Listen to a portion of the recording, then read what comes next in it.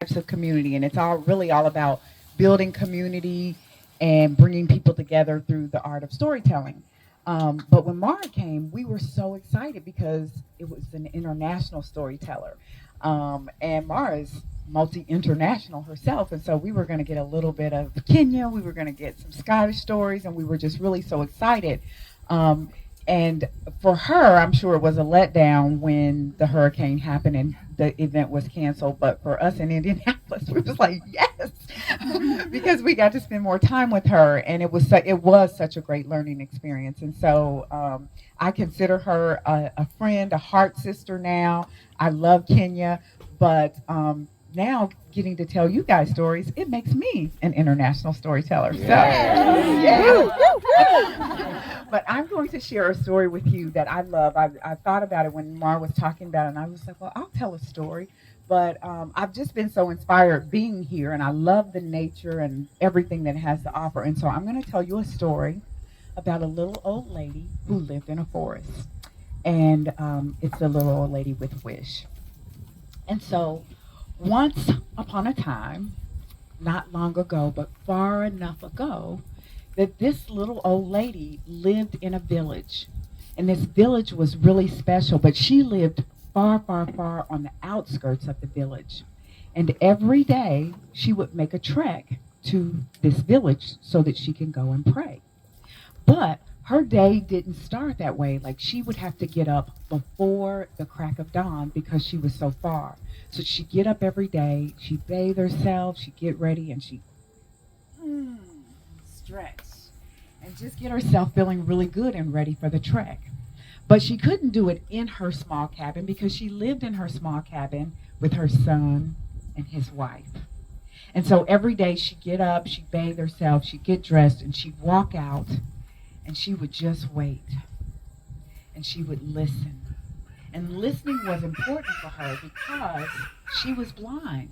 She couldn't see. And so she'd listen. She'd listen to hear the birds.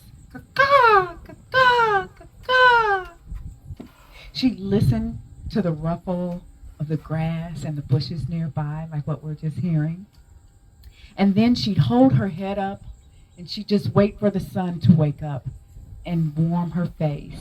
And then she knew it was time to start her journey. And on her journey every day, she'd follow the same trail. And she'd been doing this for so long that she'd made friends with nature. She'd stop, and when she'd hear a little rustle, she knew that she must be by the flowers that smelled so good. And so she'd bend down and she'd let her fingertips touch the flowers. And every once in a while she'd pick one and she'd smell it, and she'd be so thankful to the Creator for letting her be able to smell the flowers. And then she'd walk a little bit further and she'd listen and she'd hear, and it wasn't a bush baby, it was a rabbit. And so she would find a stump and she'd sit down on the stump. The rabbit, who was her friend, would come and hop up on her lap, and she'd pet him, and she'd have something in her pocket that she'd pull out. She'd give him a little something to eat, and she'd spend a little time with him, maybe tell him a story or two, and then she'd set him down and let him hop off, and she would continue on her journey. And then she'd go down by the creek, and if you listen, sometimes you can hear the water crashing against the land, and she loved the sound of that. And she made a friend who was a frog. Ribbit, ribbit, ribbit. And so she'd stop and she'd have her conversation with Mr. Frog. And then she thought, well, the sun is going to get high, and so I better make my journey. And she continued on to her journey until finally she made her way to this church. And every day she'd go in the church and she would kneel at the altar and she would thank God for all the things that he'd given her. And on this particular day, she got up from her prayer after finishing, and there was a bright, bright light, but again, she was blind, so she didn't see the light, she felt the light. And just as she was about to speak, there was a male voice that said, yes, I am here, I am with you. And she said, well, who am I talking to? And he says, well, I am an angel. And I came to grant you a wish because I've been watching you for many, many years. And every day that you come to this church to pray, you've never asked for one thing for yourself. You always pray with gratitude. So I want to grant you this wish. What will it be? And the old lady, she thought and she thought and she says, well, I don't know.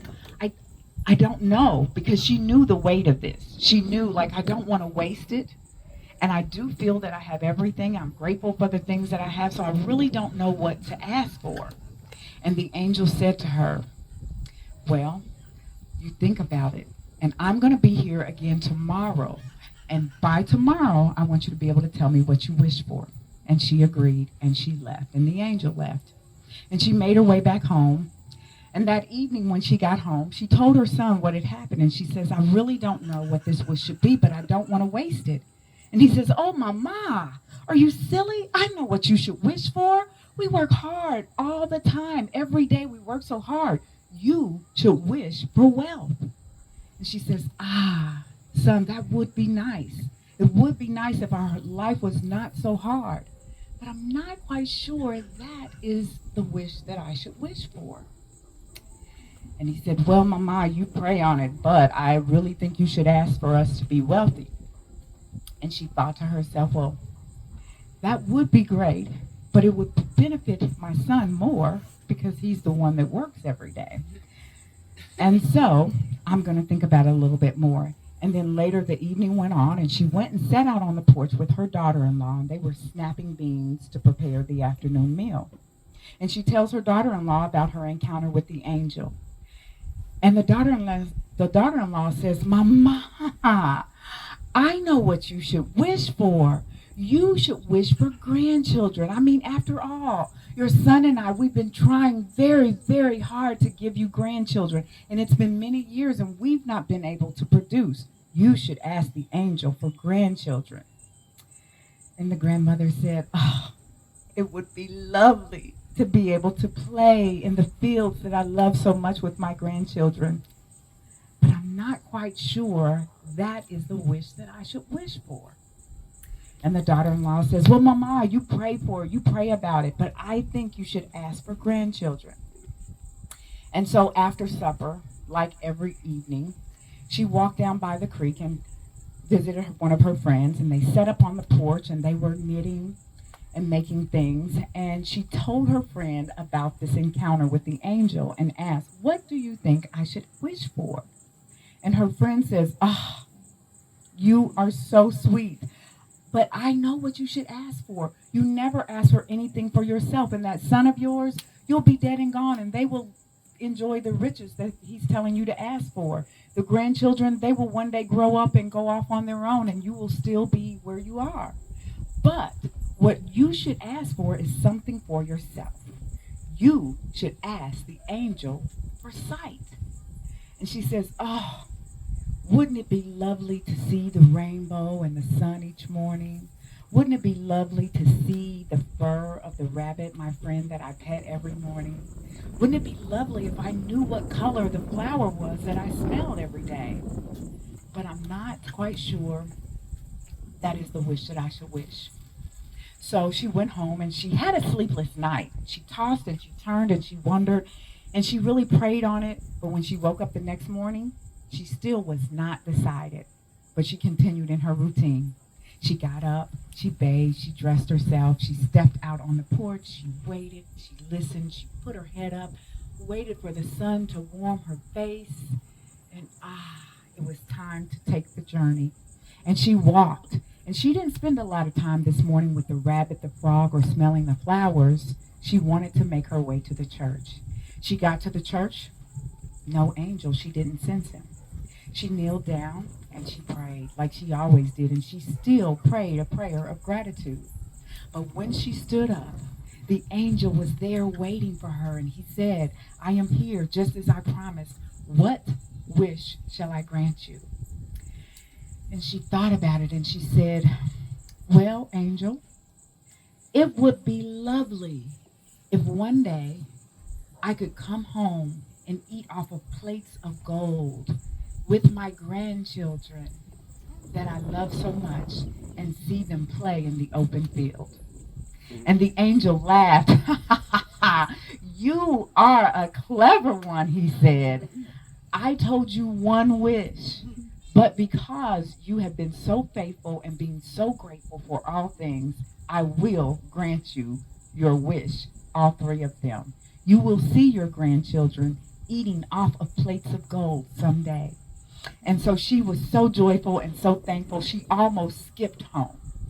And when she got home, she opened the door and she told her son, son, and he says, no, mama, I have something to tell you. You can tell me what you have to tell me later. And he goes on and he tells her how he was working his wood in the village, and the king of the village came and was so admiring of his work that he offered him a job for a salary that he couldn't even imagine. He says, mama, 1 month's salary will allow us to live off of the way we've been living for 2 years. We are wealthy, mama. And then the daughter comes in and she says, I have something to tell too. I have something to tell too. I am with child. I am with child, and I think we shall, by December, say, be expecting a little one. And so time went on, and the lady did see her grandchildren eating off of plates of gold and playing in an open field, and all was well. And that is the old lady with her wish. Thank you.